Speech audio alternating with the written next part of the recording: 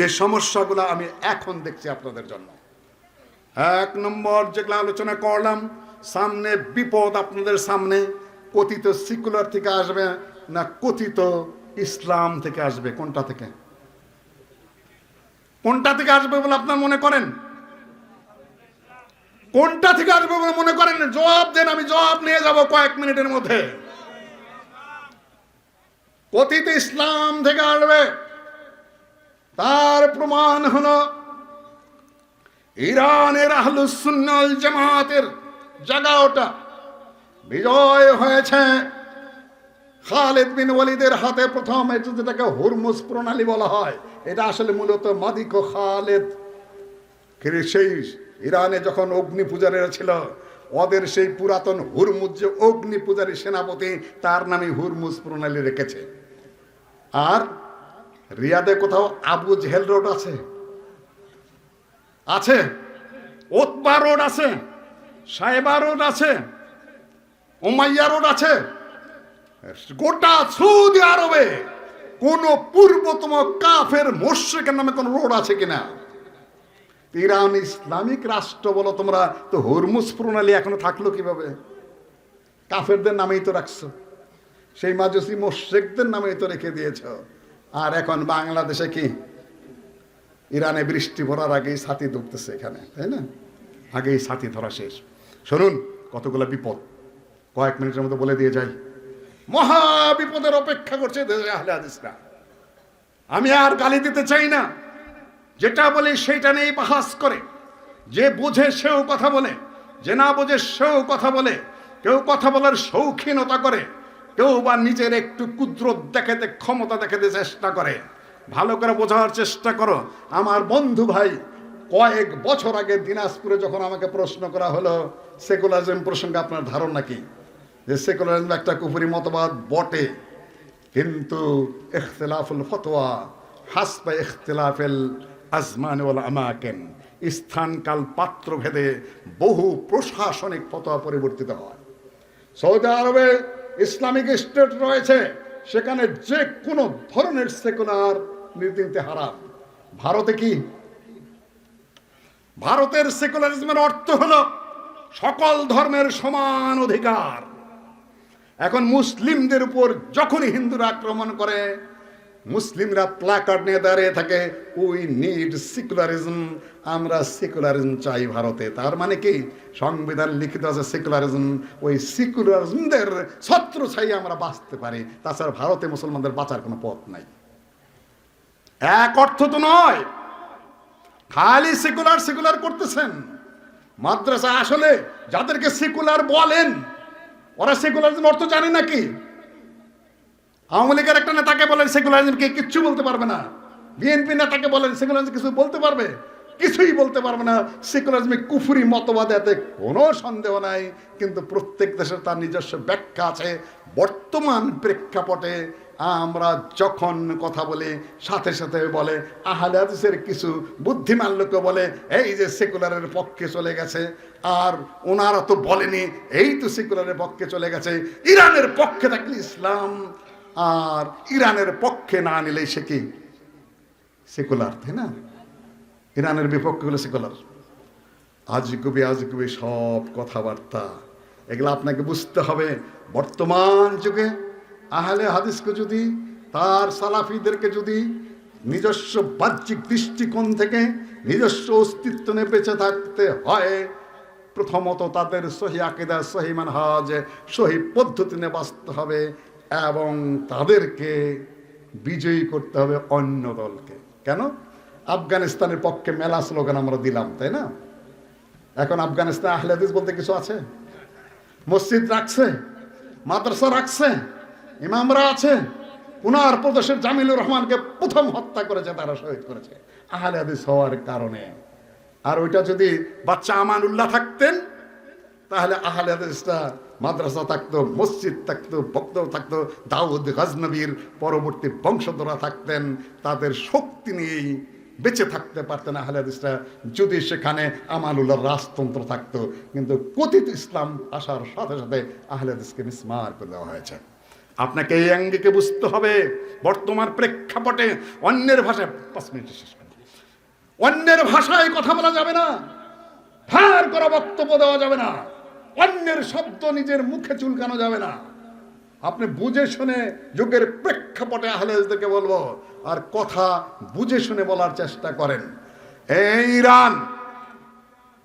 ইরানে ওই যে জয় হলো মুসলিমদের হাতে, ওমর রাদিয়াল্লাহু তাআলার হাতে মাদায়েন জয় হলো, সেইখানে হোসেন রাদিয়াল্লাহু তাআলা আনহু শেষ ইরানি বাদশার মেয়ে বিশার বানুকে বিয়ে করলেন। তার গর্ভ থেকে আলী জয়নুল আবেদিন, তার ঘরের যত সন্তান তারাই নাকি নিজেদেরকে ইমাম দাবি করছে, আর তার যে আরবীয় মায়ের বংশের বাচ্চা কাছে একটা ইমাম হতে পারলেন না, খালি ওরাই হলো। সেইখানে মুসলিম বিজয় হলো, সেইখানে মুসলিমদের রাষ্ট্র হলো, সেইখানে ইসলামিক স্টেট, সেইখানেই আপনার দাউদ জাহেরি, সেইখানেই ইমাম মুহাম্মদ আজ-জুহালি, সেইখানেই নাসাই, সেই পথেই তিরমিজি, ইমাম বুখারী দীর্ঘদিন কাটিয়েছেন সেখানে। সব আহলুস সুন্নাহ ওয়াল জামাতের দেশ ছিল। সেই আহলুস সুন্নাহ ওয়াল জামারা কোথায়? খুঁজে বের করতে পারবেন? গেল কোথায়? এই ছেলেরা, যুবকেরা, ছাত্ররা, আমার ভাইদেরকে বের করো। আমার মসজিদ কোথায় খবর দাও তুমি, আমার মাদ্রাসা কোথায় খবর দাও। তোমাদের এনে কোনো মাথা ব্যথা নেই, কেন ইসলামই তো নেই, মাথা ব্যথা থাকবে কেন? তোমার কাছে শিয়াও যা, তোমার কাছে কাদিয়ানিও তাই, তোমার কাছে খারেজিও তাই, তোমার কাছে রাফিজিও তাই, তোমার কাছে কোরআনিও তাই, তোমার কাছে সব একাকার হয়ে গেছে। তো তোমার কাছে এই কথা বলাও যা, না বলাও তা, কিন্তু আহলে হাদিসের কাছে এগুলা বলা না বলা সমান কিনা? গত কয়েক বছরে কমপক্ষে 6 লক্ষ মানুষ হত্যা করেছে এই শিয়ারা, ইয়ামানে, সিরিয়ায়, লেবাননে, ইত্যাদি ইত্যাদি জায়গায়। তারপরেও বলবে এই কথা। লাস্ট পয়েন্ট, সাংবাদিক বন্ধুরা, চিন্তাবিদ বন্ধুরা, চিন্তাবিদ বলতে কি বোঝায়? এখন তো ইসলাম নিয়ে কথা বলে কারাম। এই দেশে কিন্তু মোতাবিয়া জায়েজ হতে চলেছে খুব শীঘ্র। ইরানি যে প্রভাব, মেয়েরা এখন খালি মিছিল করে না ইসলাম নিয়ে, বহু বছরের শেখা ব্যবহার করলেই সেটা সবাই মিলা করতে হবে, তাই না? কোরআনে এসেছে ফালআনা বাশিরুহুন্না আলিমাল্লাহু আন্নাকুম কুনতুম তাখতানুনা আনফুসাকুম। আল্লাহ জানেন যে তোমরা রমজানের রাত্রে, তখন নারী স্ত্রী, স্বামী স্ত্রী মিলা নিষিদ্ধ ছিল, পরে বৈধতা হয়েছে। ফালআনা বাশিরুহুন্না, এখন তোমরা স্ত্রীদের সাথে মিলো। তার মানে প্রকাশ্য ময়দানে এসে স্বামী স্ত্রী মিলন করবে, তাই না? প্রকাশ্যে সম্মিলিত মোনাজাত জমার থেকে আছে। এখন সূরা বাকারার আয়াতকে কেন্দ্র করে সবাই বউনে ময়দানে এসে মিলন করতে থাকেন। বাঙ্গালকে হাইকোর্ট দেখেন, জানেন কিছু কোরআন হাদিসের, উসুলের কিছু বোঝেন। সম্মানিত উপস্থিতি, ওয়াইদা হালালতুম ফাস্তাদু, যখন তোমরা হজের থেকে হালাল হয়ে যাবে তখন তোমরা স্বীকার করো। যখন হালাল হলেন, চুল চুল কাটলেন, সব তীর ধনুকটা বাইরে পড়বেন জীব শিকার করার জন্য, তাই না? এটা ফরজ না ওয়াজিব? না বৈধতা দেওয়া হয়েছে। কাজে ব্যাককেলি কাজকর্ম করতে যাবেন না লেখাপড়া না করে। সম্মানিত উপস্থিতি, আহলুল হাদিস এবং সালাফি, এর আগে বহু বক্তব্যে বলেছি, আল্লাহু নাযালা আহসানাল হাদিস ফালাআল্লাকা বাখিউন নাফসাকা আলা আথারিহিম ইল্লাম ইউমিনু বিহাদাল হাদিস আসাফা। কোরআন আল্লাহর হাদিস, এবং যে হাদিস মা উথিরান নবী সাল্লাল্লাহু আলাইহি ওয়াসাল্লাম কাওলান আও ফাইলান আও তাকরিরান আও সিফাতান খালকিয়াতান কানাত আও খুলুকিয়া আও হাম্মান, কেউ কেউ বাড়িয়েছেন যে আল্লাহ নবীর হাদিস। দুইটাকে যারা জানে, যারা মানে, যারা চর্চা করে, যারা শুনে, যারা আমল করে, যারা প্রতিষ্ঠার সংগ্রাম করে, তারাই যুগে যুগে আহলুল হাদিস। সালাফি শব্দের অর্থ নবী সাল্লাল্লাহু আলাইহি ওয়াসাল্লামের যুগের, তার পরবর্তী যুগের নিশ্চিত খায়রুন নাস কারনি সুম্মাল্লাযিনা ইয়ালুনহুম সুম্মাল্লাযিনা ইয়ালুনহুম, সর্বোত্তম কওম হলো আমার যুগের যারা সাহাবীগণ। সুম্মাল্লাযিনা ইয়ালুনহুম, তারপরে তাবিঈগণ, তারপরে তাবিঈগণ। চতুর্থ আছে কিনা হাফেজ ইবনে হাজার আসকালানিও তাবরানীর বরাতে উল্লেখ করেও একটু নিজে সন্দেহ প্রকাশ করেছেন। সম্মানিত উপস্থিতি, কাজে আল্লাহর নবীর যুগ, সাহাবীগণের যুগ, তাবিঈগণের যুগ, 3 যুগের মানুষ যা বুঝেছেন কোরআন এবং হাদিস, সেই বুঝের উপর আপনাকে চিন্তা ভাবনা করতে হবে। وأعوذ بالله من الشيطان الرجيم والسابقون الأولون من المهاجرين والأنصار والذين اتبعوهم بإحسان رضي الله عنهم ورضوا عنه সূরা তাওবার আয়াত। আমি সংক্ষেপে শুধু বলে যাচ্ছি, সাহাবীগণ, আনসার হোক মুহাজিরিন হোক, তাদেরকে যারা আনুগত্য করেছেন ইহসানের সাথে, তাদের উপর আল্লাহ সন্তুষ্ট, তারাও আল্লাহর উপর সন্তুষ্ট, তাদের জন্য জান্নাতের গ্যারান্টি দেওয়া আছে। কাদের কথা বলা হচ্ছে? তাহলে ইসলাম কোরআন, ইসলাম হাদিস, ইসলাম সাহাবীগণের বুঝ, ইসলাম তাবিগণের বুঝ, তাবেগণের বুঝ, সব মিলে ইসলাম। এই পর্যন্ত আপনি মাথায় রাখুন ধীর স্থির ভাবে। আমি খুব দ্রুত গতিতে বর্তমান প্রসঙ্গে চলে এসে কয়েকটি দিক নির্দেশনা দেব ইনশাআল্লাহ আজিজ, আল্লাহ যদি তৌফিক দেন। ভারতে চলে আসলো আল্লাহর ওসমান রাদিয়াল্লাহু তাআলা আনহুর যুগেই ইহুদির বাচ্চা আব্দুল্লাহ ইবনে সাবা আলী রাদিয়াল্লাহু তাআলা আনহুকে অতিরিক্ত হাইলাইট করে ওসমান রাদিয়াল্লাহু তাআলা খাটো করে তার বিরুদ্ধে বিদ্রোহের বীজ বপন করে এই খলিফাতুল মুসলিমিন আমিরুল মুমিনিন আল্লাহর নবীর একে একে দুই কন্যাকে যিনি বিয়ে করেছিলেন তাকে শহীদ করে ফেলেছে। তারপরে শিয়া, রাফিদি, খারিজি এরাই মুআবিয়া রাদিয়াল্লাহু তাআলা আনহুকে হত্যা করার পরিকল্পনা, আলী রাদিয়াল্লাহু তাআলা আনহুকে শহীদ তো করেই দিয়েছে। এরা খারিজিদের দৃষ্টিতে আলীও কাফের, মুআবিয়াও কাফের। তাহলে ও কি? এখন আহলে হাদিসরা ইহুদিদের দালাল, তাই না? ওই একই শয়তানের বংশ। যারা ওসমান রাদিয়াল্লাহু তাআলা আনহুর বিরুদ্ধে অভিযোগ তুলেছে, যারা আলী রাদিয়াল্লাহু তাআলা আনহুর উপরে কুফরির অভিযোগ আনয়ন করে, জুলুমের অভিযোগ আনয়ন করে তাকে শহীদ করেছে, এবং যারা মুআবিয়া রাদিয়াল্লাহু তাআলা আনহুর বিরুদ্ধে অভিযোগ উত্থাপন করেছে অন্যায়ভাবে, ওদের মধ্যে আর বর্তমান যারা আহলে হাদিস এবং সালাফিদেরকে ইহুদি বলে গালি দেয়, এই দুই দলের মধ্যে নীতি কোনো পার্থক্য নাই। ব্যাপার ধীর স্থিরভাবে বোঝার চেষ্টা করেন কয়েক মিনিটে। আমি খুব তাড়াতাড়ি জোড়াতালি দিয়ে দেবো আপনাদের সামনে। শিয়ারা কত প্রকারে কত ভাগে বিভক্ত, কিন্তু সন্ধ্যাবেলায় সব রসুনের গোড়া এক জায়গায়। এটা আপনারা মনে রাখবেন।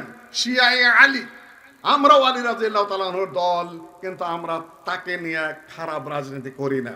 বলুন তো, মোতাবিয়া জায়েজ না না জায়েজ? মোতাবিয়া কি? সীমিত সময়ের জন্য চুক্তি বিয়ে করা। সৌদি আরবের বিরুদ্ধে তাদের অভিযোগ, সেখানে এতটা বিয়া করে, সাঙ্গা করে, এই করে সেই করে। আরে বিয়া করা না জায়েজ নাকি? দুই বিয়া করা জায়েজ না না জায়েজ?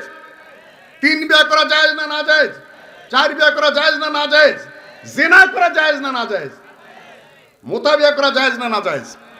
আলী রাদিয়াল্লাহু তাআলা আনহুর প্রেমে পাগল, কিন্তু মোতাবিয়া করা যে হারাম, এটা কার বর্ণনা? সহিহ মুসলিমে না, আলী রাদিয়াল্লাহু তাআলা আনহুর বর্ণনা। তার থেকে বর্ণনা করেন তার ছেলে মুহাম্মদুল্লাহ হানাফিয়া, তার থেকে বর্ণনা করেছেন তার দুই ছেলে আব্দুল্লাহ এবং হাসান। তিনি বর্ণনা করেছেন নবী সাল্লাল্লাহু আলাইহি ওয়াসাল্লাম মোতাবিয়া হারাম করেছেন। এটা কার বর্ণনা? সহিহ মুসলিম করে দেখুন। কিন্তু এইখানে এসে আলী রাদিয়াল্লাহু তাআলা আনহুকে মানবে না। সৌদি আরবের বদনাম করে তারা বিয়ে করে কেন? তোরা বেটারা মহিলাদেরকে দিয়ে মিছিল করাস, তাজিয়া করাস, আবার মোতাবিয়া জায়েজ করস, গোটা ইরানটাই প্রস্টিটিউশন, গোটা দেশটাই ব্যবসাখানা মোতাবিয়ার মাধ্যমে। ধীরে শুনতে হবে। আপনারা ভোট কোন জায়গায় দিচ্ছেন তা কিন্তু জানি। একদিকে ভোট হারাম হারাম করে মাঠঘাট কাঁপাইতেছেন, আবার খুব সমর্থন দিচ্ছেন, আবার তলে তলে যে আপনাদের এলাকার থেকেই জিতেছে। এই শিয়া তত্ত্ব, শিয়া তত্ত্ব আমি পরে আসতেছি খুব সংক্ষেপে। সম্মানিত উপস্থিতি, শিয়ারা বলে যে আলী রাদিয়াল্লাহু তাআলা আনহুকে নবুয়ত দেওয়ার কথা ছিল, জিবরাইল বেটা গাদ্দারি করে দিয়েছে মুহাম্মদের। আচ্ছা, 23টা বছর যাবত এই আলীকে গাদ্দারি করে আলীকে না দেয়া মুহাম্মদকে দিল, যে টের পেল না সে আল্লাহ আল্লাহ হওয়ার যোগ্য। তারেতেই হই পাঠাইতে হবে। সম্মানিত উপস্থিতি, শিয়ারা লোক সাজায়, ওসমান, তারপরে আলী, ওসমান, ওমর, আবু বকর, মুহাম্মদ, আল্লাহ, কয়েকজনের ছবি একাই রেখেছে। একটার পর একটা জবাই করতেছে, ছবি জবাই করে ওরা, চাকু মারে, কিংবা ছাগলের বুকে চাকু মারে। এইটা ওসমান, এইটা ওমর, এটা আবু বকর। এই পর্যন্ত আসার পরে এখন মোহাম্মদকে কি করা যায়? বাটা মোহাম্মদের দোষ আছে। আলীর সাথে গাদ্দারি করে তোমাকে দিল নবুয়ত, তো তুমি নিলা কেন? ওরও মারল।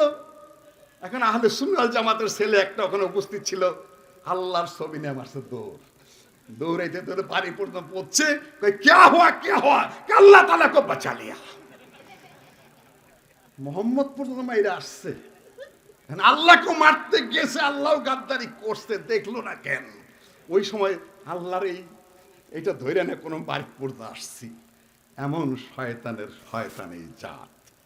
সম্মানিত উপস্থিতি, উপমহাদেশে সাহাবী কয়েকজন এসেছেন, তাবেঈনের মাধ্যমে এই দেশে সহিহ ইসলাম এসেছিল। শিয়াদের গাদ্দারির মাধ্যমেই সেটা বিশৃঙ্খল হয়েছে।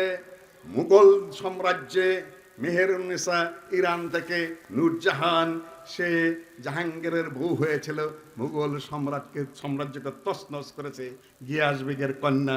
তারপরে আর ফিরতে পারে নাই। এই দেশের এই হোসেনি দালান, এই দেশের যত মুঘল সম্রাটদের স্মৃতি প্রীতি সব, এই যে আলীর সাথে যে হোসেন লাগান, মোহাম্মদ হোসেন কেন লাগান, মোহাম্মদ আলী কেন লাগান? এই হোসেন আর আলী, এমনকি আশরাফ আলী থানভী কাহিনী লেখা আছে, খালি সন্তান মারা যায়। ফকির এসে বলতেছে, দাদি বলছে আশরাফ আলী থানভী সাহেবের রাহিমাহুল্লাহ, আল্লাহ তার গুনাহ খাতা মাফ করে দেন, যে বাচ্চা সিर्फ मर जाता है क्या वो कि ये सिर्फ আলী और उमर का खेल है। আলী এবং ওমরের খেলা। কেন? যে সন্তানের দিন নাম রাখো যে খালি ওমরের বংশের নামে, আলী বেজার। দাদি তারপরে আমার নাম রাখলো জন্মের পরে আশরাফ আলী, তারপরে আমার মরি নেই। সম্মানিত উপস্থিতি, উপমহাদেশে সহিহ ইসলাম এসেছিল ব্যবসায়ীদের মাধ্যমে, আরব যোদ্ধাদের মাধ্যমে, মোহাম্মদ বিন কাসিমের বিজয়ের মাধ্যমে, এবং কিছু কিছু শুদ্ধ হাদিসের চর্চা ছিল। সেগুলা সব তারা নষ্ট করার পরে শাহ ওলিউল্লাহ মুহাদ্দিস দেহলভী পুনরায় হাদিসের চর্চা শুরু করলেন। শাহ আব্দুল আজিজ শুরু করলেন। শাহ আব্দুল আজিজের একটা কিতাব আছে তোহফায়ে ইসনা আশারিয়া, শিয়া 12 ইমামে শিয়াদের উপরে লেখা আছে। শাহ ওলিউল্লাহ মুহাদ্দিস দেহলভীর লেখা কুররাতুল আইনাইন ফি তাফদিলিশ শাইখাইন, তারপরে আল্লামা ইহসান ইলাহি জহির, তারপরেও কিন্তু আমাদেরকে শিয়া বলে, তাই না? আল্লাহর রহমত হয়েছে এটা। ইরানের সাথে আমেরিকা এবং ওই ইহুদিদের যুদ্ধের কারণে এখন সারা পৃথিবীতে একটা জিনিস পরিষ্কার হয়ে গেছে, যে আহলে হাদিসকে তোমরা শিয়া বলে গালি দাও, তারাই শিয়াদের মূল শত্রু। বুঝতে পেরেছেন কথাটা? আল্লামা ইহসান ইলাহি জহির এইভাবে বক্তৃতা করছিলেন, ফ্লাওয়ার পিচ ছিল সামনে, হঠাৎ করে একটা বোমা ফুটে তার শাহাদত হলো। কে করেছিল? শিয়াউল কোরআন বই লিখেছেন, আর শিয়াউস সুন্নাহ বই লিখেছেন, আর শিয়াউ আহলুল বাইত বই লিখেছেন, অনেকগুলা বই লিখেছেন আল্লামা ইহসান ইলাহি জহির। আমি তখন রিয়াদে অবস্থান করছি, বাদশাহ ফাওয়াজ স্পেশাল বিমান দিয়ে রিয়াদে নিয়ে গেলেন। আমার যতটুকু মনে পড়ে শেখ বিন বাজ জানাজা পড়েছিলেন এবং আমি সেই জানাজায় উপস্থিত ছিলাম। আল্লামা ইহসান ইলাহি জহির রিয়াদে। কম করেছে ওরা? যত মুসলিম বিশ্বের যত বড় বড় ক্ষতি ওরাই করেছে। ওরা সালাউদ্দিন আইয়ুবীকে হত্যার পিছনে, ওরাই আব্বাসী খলিফাদের ধ্বংসের পিছনে 21 লক্ষ থেকে 23 লক্ষ মানুষ এক রাতে হত্যা করেছিল ইবনুল আলকামি এই শিয়ার ষড়যন্ত্রে। এখন আমাদের দেশে যেটা চলছে এবং সারা বিশ্বে যেটা চলছে আমরা তো জানি। আমাদেরকে যেভাবে বুঝানো হচ্ছে সেটা হলো শিয়ারাই একমাত্র শক্তি যারা আমেরিকার বিরুদ্ধে এবং ইহুদিদের বিরুদ্ধে। আপনাদের কাছে এই বার্তা পৌঁছেছে কিনা? একমাত্র শক্তি আমেরিকার বিরুদ্ধে এবং ইহুদিদের বিরুদ্ধে কে? ইরান। কেউ কেউ বলছে যে ওরা তো মাজলুম। আরেক বুদ্ধি, মাজলুমের পক্ষ মানিত হবে, ওই হিসাবে কমপক্ষে ইরানকে সাপোর্ট দেন। আচ্ছা ধরেন এইখানে আপনারা নিরীহ সুন্দর মানুষরা বসে আছেন, তাই না? একটা পাগলা কুত্তা, কয়েকটা পাগলা কুত্তা আমাদেরকে আপনাদের কামড়াই থাকলো, এখন আমি যদি পিটাইতে চান যাই, তাহলে বলে কুত্তাটা তো মাজলুম, তাই না? নাকি? ইরান কি ধরনের মাজলুম? আপনার ইয়ামানে হুথিদেরকে, বিদ্রোহীদেরকে লাগাই দেওয়ার দেশটাকে অস্থিতিশীল করে ফেলেছে। আপনি হেজবুল্লাহ, হেজবুল শয়তান মানে লেবাননকে, সিরিয়াকে শেষ করেছে। সৌদি আরবের মধ্যে ধরে খামাখা বোমা মারতেছে, ইমারতে খামাখা বোমা মারতেছে, তারপরে আপনার কাতারে খামাখা বোমা মারতেছে, আরব দেশগুলোকে খামাখা বোমা মেরে বলতেছে যে ওখানে আমেরিকার যে সকল ঘাঁটি আছে সেইখানে বোমা মারতেছি, আমেরিকার দূতাবাসে বোমা মারতেছি। দূতাবাসে বোমা মারা জায়েজ আছে ইসলামে? যুদ্ধ চললেও দূতাবাসে এবং রাষ্ট্রদূতের কাছে গায়ে হাত দেওয়া যাবে না। সম্মানিত উপস্থিতি, খবর বার্তা রাখেন কি রাখেন না আপনারা? আমি এই দ্রুত গতিতে বাংলাদেশে চলে আসলাম আপনাদেরকে ভারত ঘুরিয়ে। ভারতে একটা আন্দোলন হয়েছিল, স্বাধীনতা আন্দোলন ইংরেজদের থেকে। তারপরে সেই আন্দোলন সৈয়দ আহমদ বেরলভী শাহ ইসমাইল সেটা নেতৃত্ব দিয়েছিলেন, মৌলানা বেলায়েত আলী এনায়েত আলী নেতৃত্ব দিয়েছিলেন, মৌলানা আব্দুল্লাহ আব্দুল করিম নেতৃত্ব দিয়েছিলেন। সেই রাজনৈতিক ধারার সাংগঠনিক ধারাই দেশে ইসলামিক আন্দোলন। দুই, শাহুলিল্লাহর মাদ্রাসা থেকে যে হাদিসের দর্স সৈয়দ নজির হোসেনের মাধ্যমে সেই যে এই দেশের আহলে হাদিসের হাদিসের বড় দর্শের এই যে মাদ্রাসা মসজিদ যা কিছু আছে, ওয়াজ মাহফিল, তারপরে আহলে হাদিসদের যে সকল পত্র পত্রিকার যে রীতি বেরিয়েছিল তার আলোকেই এই যে এনাদের এখলাস ইত্যাদি ইত্যাদি পত্রিকার ধারাবাহিকতা। কিন্তু রাজনৈতিক আন্দোলনটা নিষ্প্রভ হয়ে গেছে। এইটুকু বলার পরে আপনাদের কাছে বলি, খবর বার্তা রাখবেন কি রাখবেন না? ছোট্ট একটা ঘটনা বলি আপনাদের সামনে। আলিফ লাম মিম গুলিবাতের রোম, রোম পরাজিত হয়েছে। এটা কোন কিতাবে লেখা আছে? আলিফ লাম মিম গুলিবাতের রোম কোন কিতাবে? কোরআনে কারীম কোন সূরা? দরকার ছিল কোন? রোম জিতলো কি পারস্য জিতলে আমাদের কি যায় আসে? আমরা খালি ওয়াজ শুনবো। ওয়াজ শুনেন না, গোড়ার ডিম শোনেন, ভালো করে শোনেন কয়েক মিনিট। আলিফ লাম মিম গুলিবাতের রোম, রোম সাম্রাজ্য পরাজিত হয়েছে কাদের হাতে? পারস্যের সাথে। জবাব দিন, চুপচাপ কেন? পারস্যের হাতে। এই মাজুসীদের পরবর্তী বংশ এই শিয়ারা, তাদের হাতে খ্রিস্টান সাম্রাজ্য পরাজিত হয়েছে। ফি আদনাল আরদ, এটা হলো সিরিয়া এবং শামে। ওয়াহুম মিন বাদে গালাবহিম সায়াগলিবুন, রোম সাম্রাজ্য পারস্য সাম্রাজ্যের হাতে পরাজিত হওয়ার পরে খুব শীঘ্রই বিজয়ী হবে। ফি বিদঈ সিনিন, কয়েক বছরের মধ্যে, অর্থাৎ 3 থেকে 10-এর মধ্যে।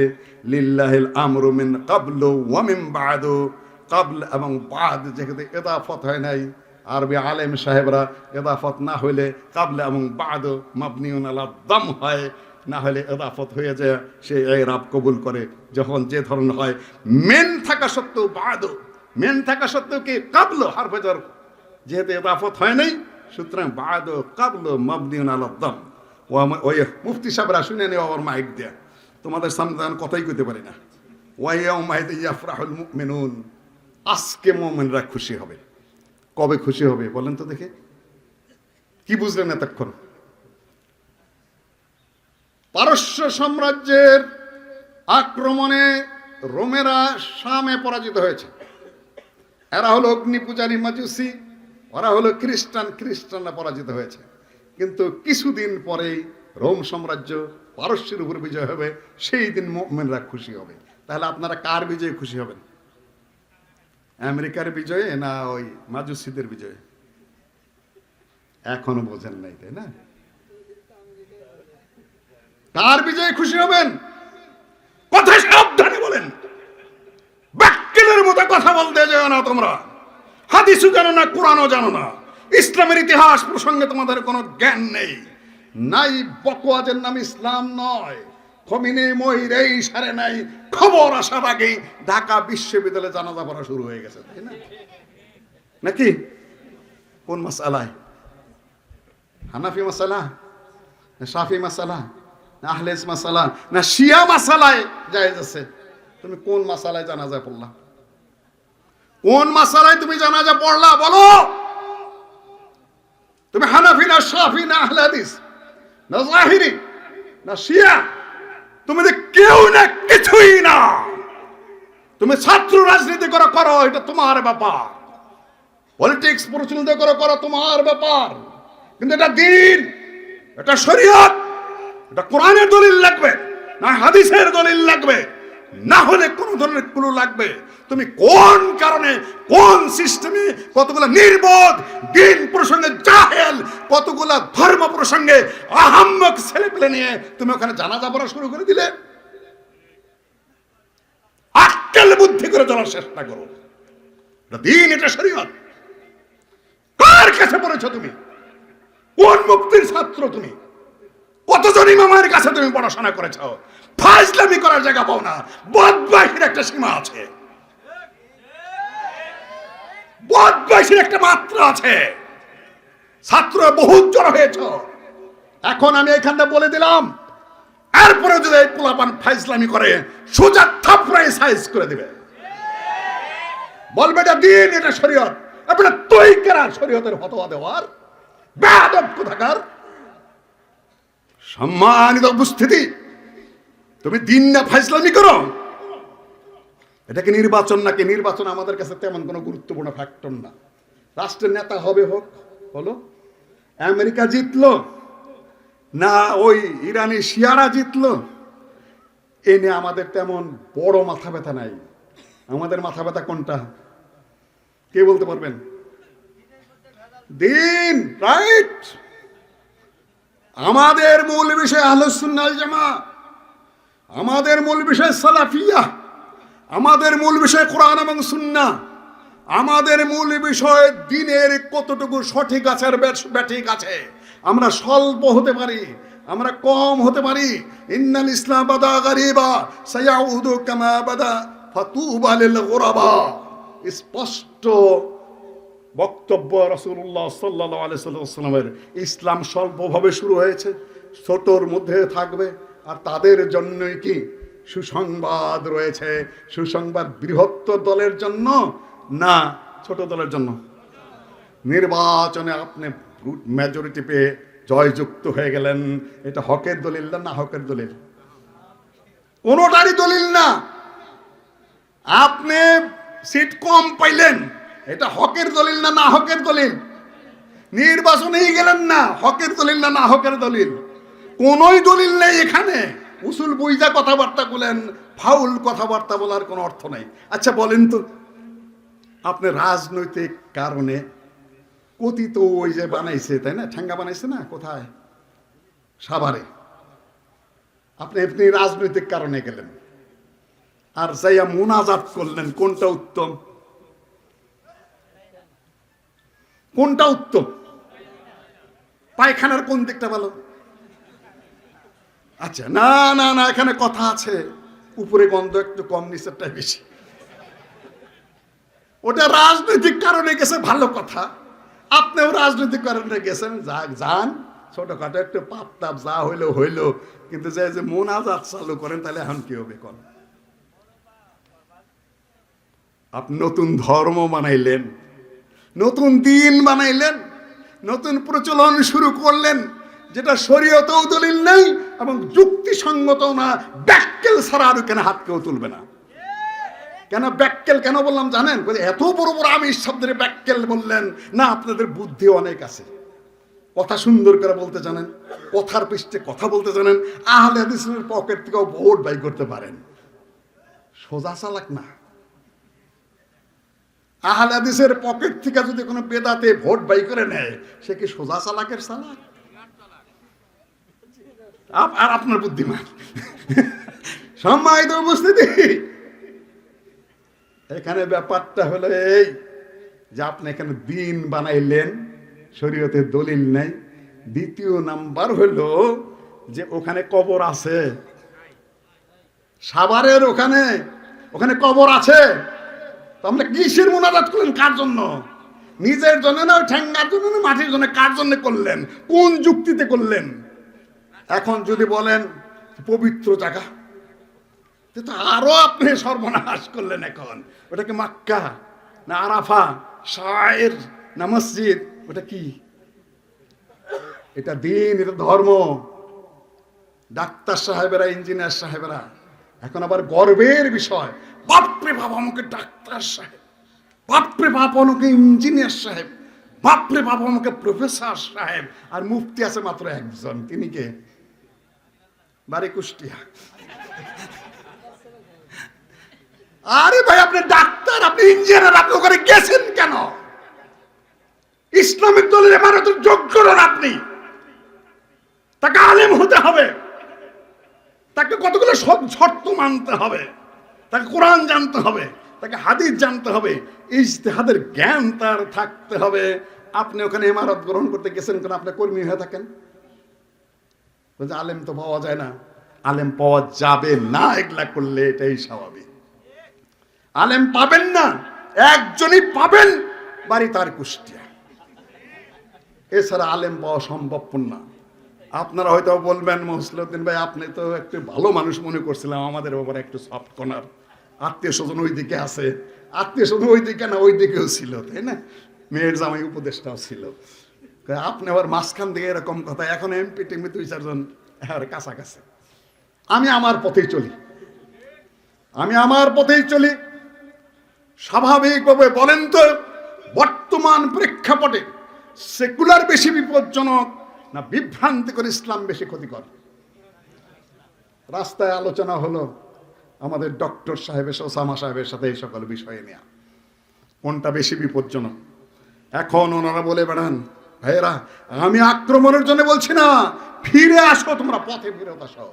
আমি এইটা বলছি, দিন হারিয়ে ফেলেছ, বিভ্রান্তির মধ্যে পড়ে গেছ, সমস্যা সৃষ্টি করেছ, নীতির থেকে ভ্রষ্ট হয়ে গেছ, বহু দূরে ফিরত আসতে বলছি। আমি আক্রমণ করছি, আক্রমণের জন্য নয়। সম্মানিত উপস্থিতি, ফেরত আসতে হবে, সোজা পথে ইসলামের পথে ফেরত আসতে হবে। নির্বাচনে জিতবে কি না জিতবে এটা অনেক পরের প্রশ্ন, আগে তো নিজের এখানে অবস্থান নিয়ে থাকতে হবে। সম্মানিত উপস্থিতি, বিনাসরিল্লাহি ইয়ানসুরুল্লাহ মান ইয়াশা, বিজয়ী হয় সত্যের দলিল নয়।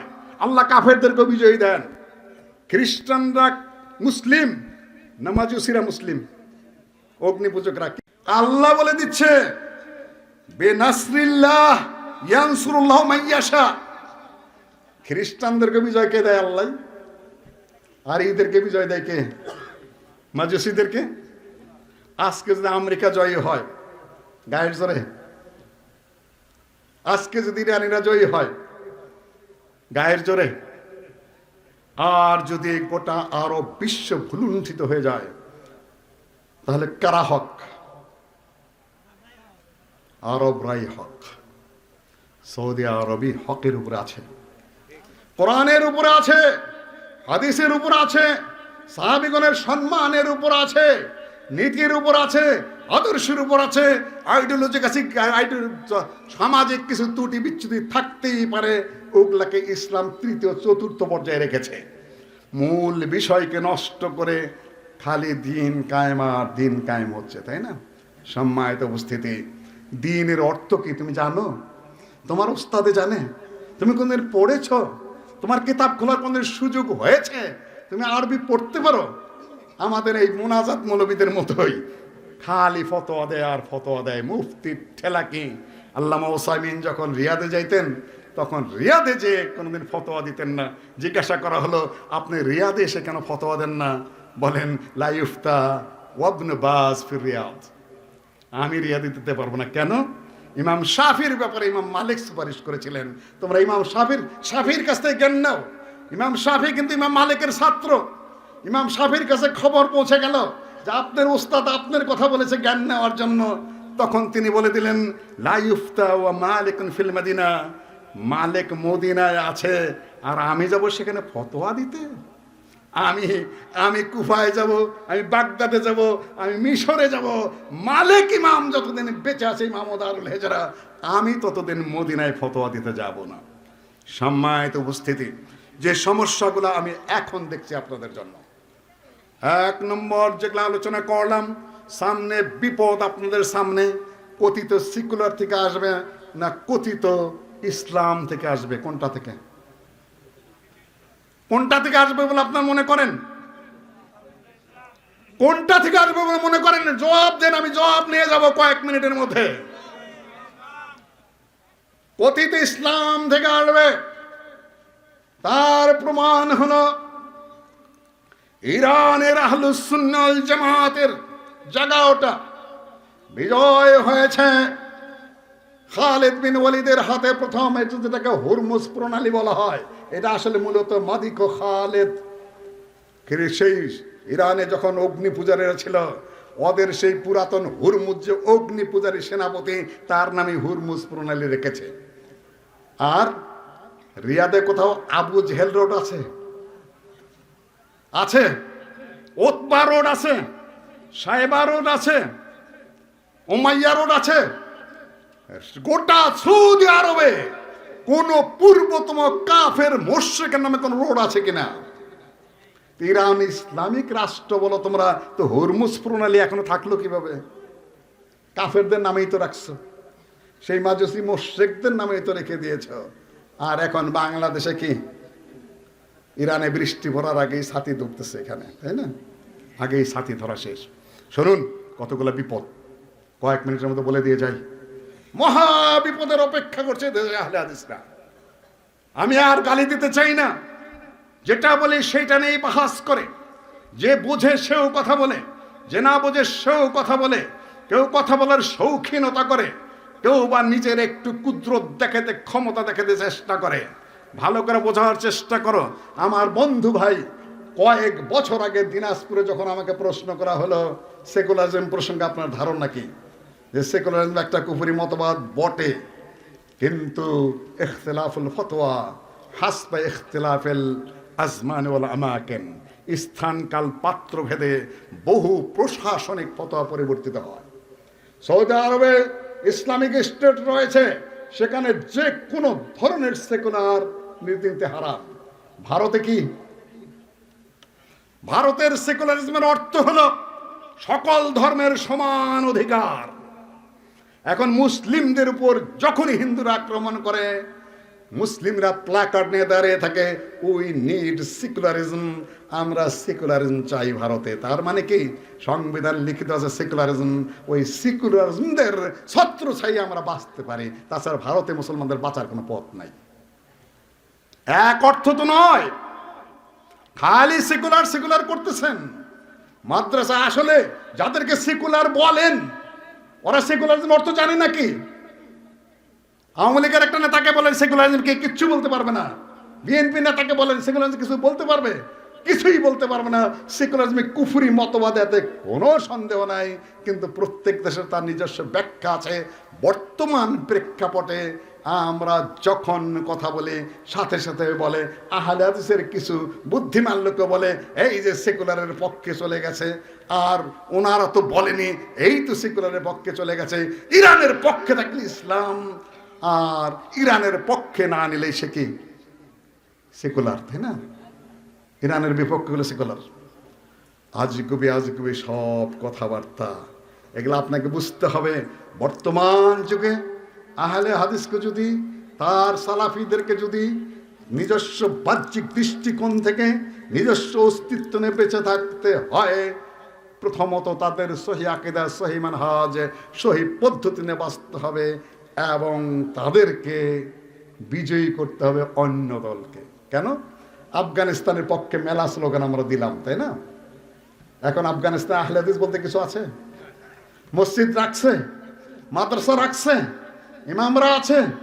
উনার প্রদেশের জামিলুর রহমানকে প্রথম হত্যা করেছে, তারা শহীদ করেছে আহলে হাদিস হওয়ার কারণে। আর ওইটা যদি বাচ্চা আমানুল্লাহ থাকতেন, তাহলে আহলে হাদিসটা মাদ্রাসা থাকতো, মসজিদ থাকতো, বক্তব্য থাকতো, দাউদ গজনবীর পরবর্তী বংশধরা থাকতেন, তাদের শক্তি নিয়েই বেঁচে থাকতে পারতেন আহলে হাদিসরা, যদি সেখানে আমানুল্লাহর রাজতন্ত্র থাকতো। কিন্তু কথিত ইসলাম আসার সাথে সাথে আহলে হাদিসকে মিসমার করে দেওয়া হয়েছে। আপনাকে এই আঙ্গিকে বুঝতে হবে, বর্তমান প্রেক্ষাপটে অন্যের ভাষায় 5 মিনিট শেষ করব, অন্যের ভাষায় কথা বলা যাবে না, ধার করা বক্তব্য দেওয়া যাবে না, অন্যের শব্দ নিজের মুখে চুলকানো যাবে না। আপনি বুঝে শুনে যুগের প্রেক্ষাপটে আহলে হাদিসদেরকে বলবো, আর কথা বুঝে শুনে বলার চেষ্টা করেন। এই ইরানে ওই যে জয় হলো মুসলিমদের হাতে, ওমর রাদিয়াল্লাহু তাআলার হাতে মাদায়েন জয় হলো, সেইখানে হোসেন রাদিয়াল্লাহু তাআলা আনহু শেষ ইরানি বাদশার মেয়ে বিশার বানুকে বিয়ে করলেন। তার গর্ভ থেকে আলী জয়নুল আবেদিন, তার ঘরের যত সন্তান তারাই নাকি নিজেদেরকে ইমাম দাবি করছে, আর তার যে আরবীয় মায়ের বংশের বাচ্চা কাছে একটা ইমাম হতে পারলেন না, খালি ওরাই হলো।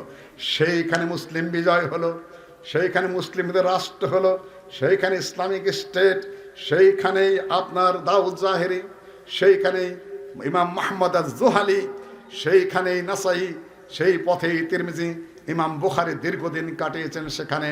সব আহলুস সুন্নাহ ওয়াল জামাতের দেশ ছিল। সেই আহলুস সুন্নাহ ওয়াল জামারা কোথায় খুঁজে বের করতে পারবেন? গেল কোথায়? এই ছেলেরা, যুবকেরা, ছাত্ররা, আমার ভাইদেরকে বের করো। আমার মসজিদ কোথায় খবর দাও তুমি, আমার মাদ্রাসা কোথায় খবর দাও। তোমাদের এনে কোনো মাথা ব্যথা নেই, কেন ইসলামই তো নেই, মাথা ব্যথা থাকবে কেন? তোমার কাছে শিয়াও যা, তোমার কাছে কাদিয়ানিও তাই, তোমার কাছে খারেজিও তাই, তোমার কাছে রাফিজিও তাই, তোমার কাছে কোরআনিও তাই, তোমার কাছে সব একাকার হয়ে গেছে। তো তোমার কাছে এই কথা বলাও যা, না বলাও তা, কিন্তু আহলে হাদিসের কাছে এগুলা বলা না বলা সমান কিনা? গত কয়েক বছরে কমপক্ষে 6 লক্ষ মানুষ হত্যা করেছে এই শিয়ারা, ইয়ামানে, সিরিয়া, লেবাননে, ইত্যাদি ইত্যাদি জায়গায়। তারপরেও বলবে এই কথা। লাস্ট পয়েন্ট, সাংবাদিক বন্ধুরা, চিন্তাবিদ বন্ধুরা, চিন্তাবিদ বলতে কি বোঝায়? এখন তো ইসলাম নিয়ে কথা বলে কারাম। এই দেশে কিন্তু মোতাবিয়া জায়েজ হতে চলেছে খুব শীঘ্র। ইরানি যে প্রভাব, মেয়েরা এখন খালি মিছিল করে না ইসলাম নিয়ে, মেয়েরা ইসলাম নিয়ে মিছিল করে, দেখতেছেন তো কয়েক বছর যাবত, না দেখেন না? ওরা কারা? কোন আরবিয়ান কান্ট্রির কোন আহলুস সুন্নাহ ওয়াল জামাতের মেয়েরা রাস্তায় ইসলামের জন্য মিছিল করেছে দেখেছেন? কোথার থেকে আমদানি? শিয়াদের হাসান হোসেনের তাজিয়াত থেকে আমদানি। যত ইসলাম ইসলাম মুখে বলেন না কেন, ইরানি কালচার আপনারা আমদানি করে ফেলেছেন। আর যারা বেশি পথে পথে ঘুরে আর ইসলামিক কথাবার্তা বলে অতিরিক্ত, আলিগড় বিশ্ববিদ্যালয়ে দেখেছে তারা স্বামী মানে না, অধিকাংশই সব তালাক। পথে পথে ঘুরে ইসলাম মেলা জানে, ওরা স্বামী মানে নাকি? ওদেরই একটা গ্রুপ হয়ে গেছে নারীবাদী, ইসলামিক নারীবাদী গ্রুপ। দেখবেন যে বোরকা পুইরা পুইরা টিভিতে ভাষণ দিতেছে, অনেক নেতৃত্ব করতেছে, সুন্দর সুন্দর বক্তব্য উপস্থাপন করছে। ওদের কাছে শেখ বিন বাজের বক্তব্য ভালো লাগে না, শেখ ওসাইমিনের বক্তব্য ভালো লাগে না, শেখ তুয়াইজিরির বক্তব্য ভালো লাগে না, বর্তমান যিনি মুফতি শেখ ফাওজানের বক্তব্য ভালো লাগে না। ইসলামের বক্তব্য শুনতে হবে ওই ওনাদের কাছে, তাই না? বড় বড় ইসলামিক ফাংশন এখন আলেমদের বক্তৃতা করার সুযোগ নাই, হয় ওদের বানাউটি মুফতি কতগুলা জাহেলের গলায় কোরবানির ষাঁড়ের মতো লকেট টকেট লাগায় নিয়া ওইটা নিজেরা নাচতে থাকে আর নাচাইতে থাকে। ওই সকল কিছু মুফতি মূর্খ, আর না হলে মহিলাদের কথা বলানো, আর না হয় কিছু মূর্খ জেনারেল শিক্ষিতদের ইসলামিক আলোচনা করানো। এগুলা কিসের লক্ষণ? স্বাভাবিক লক্ষণ? অস্বাভাবিক কর্মকাণ্ড। এখন স্বামী মানবে না, যেভাবে কথা বলে ভাই ভাই, ওনার আপা আপা, কিছু কিছু কানে আসছে। ওগুলা সামনে কি হবে? মোতাবেয়া জায়েজ করবে ওরাই, যারা এই শিয়ার জানাজা ঢাকা ইউনিভার্সিটি করতে পারে 2 দিন পরে মোতাবেয়া জায়েজ করতে তাদের কি লাগবে? আমরা স্বামী মানবো না, তোমরা স্ত্রী ঘরে নিও না।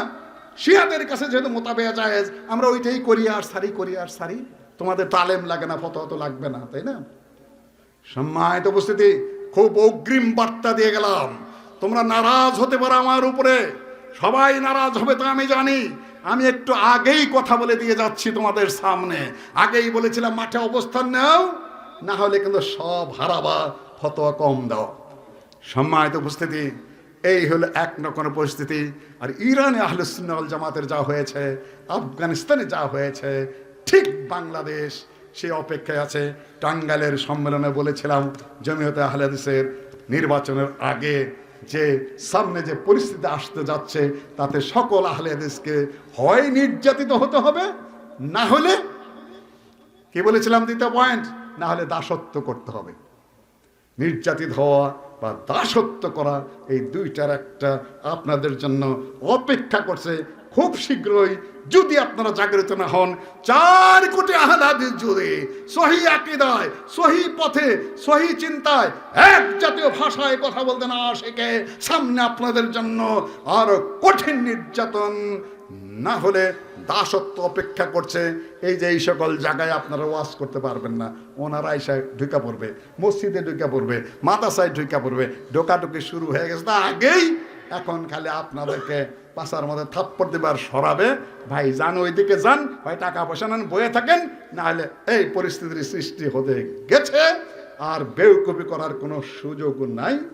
আহলুস সুন্নাহ ওয়াল জামাতের আকীদার উপরে আমি আমার রিস্ক নিয়ে বলে গেলাম আপনাদের সামনে কতগুলো কথা, আপনারা খেয়াল রাখার চেষ্টা করবেন। ডান বাম একটু না, দিনের কথা বলতে এসে বলেন আমরা আহলুল হাদিস, আমরা সালাফি, আমরা কোরআন জানি, আমরা হাদিস জানি, আমাদের শায়েখ আছে। তুমি কোন গোড়ার ডিমের দিন শেখাতে আসছো আমাকে? আহলে হাদিসকে আবার কিসের দিন শেখাবা তুমি?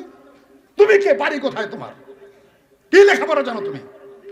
কিন্তু দেখেন চাপাই বক্তৃতা করতে যাই, খালি তাফসির করে। সাতক্ষীরায় দেখবেন তাফসিরের জায়গা যত আছে সব আহাম্মক এবং গাধা। তাফসির শুনতে শুনতে এদের সে বেউকুফ আর গাধা পৃথিবীতে নাই। এদেরকে যেটাই জিজ্ঞেস করে এটাই পারে না, খালি তাফসির শুনছে চিরজীবন। আউযু বিল্লাহি মিনাশ শাইতানির রাজিম। এগুলা সব বাদ। স্থিরভাবে ব্রেনটাকে প্রস্তুত করতে হবে। তাহলে যেখানে আঘাত করছে তারা বুঝতে পারছেন ভাইয়েরা, আঘাত করা আমার লক্ষ্য নয়। লক্ষ্যচ্যুত হয়েছেন আপনারা, বহু দূরে চলে গেছেন, বিপজ্জনক অবস্থা থেকে নিয়ে যাচ্ছেন দেশকে। শিয়ারা গৃহযুদ্ধের দিকে নিয়ে গেছে, খুনাখুনির দিকে নিয়ে গেছে, মিশরে নিয়ে গেছে, আলজেরিয়ায় নিয়ে গিয়েছিল, তুর্কিস্তানের লাগে লাগে ছুটে ছুটে অবস্থা। বাংলাদেশকে একদল লেগেছে, আরেক দল কোন পথে যাবে আল্লাহ ভালো জানে। নানান ধরনের বিভ্রান্তির সৃষ্টি করে এই দেশ একটা রক্তক্ষয়ী দেশে পরিণত হতে চলেছে। আহলে হাদিসদের কপালে কি আছে আল্লাহ ভালো জানে। আজকের এই বক্তব্য থেকে যদি আপনারা শিক্ষা না নেন, নেতৃবৃন্দকে বলবো, আলেমদেরকে বলবো, ছাত্রদেরকে বলবো, যুবকদেরকে বলবো, আর যারা আঘাত পেয়ে থাকতে পারেন তাদেরকে বলবেন ক্ষমা করবেন। একটু অগ্রিম কথা বলে গেলাম। আসসালামু আলাইকুম রহমতুল্লাহ।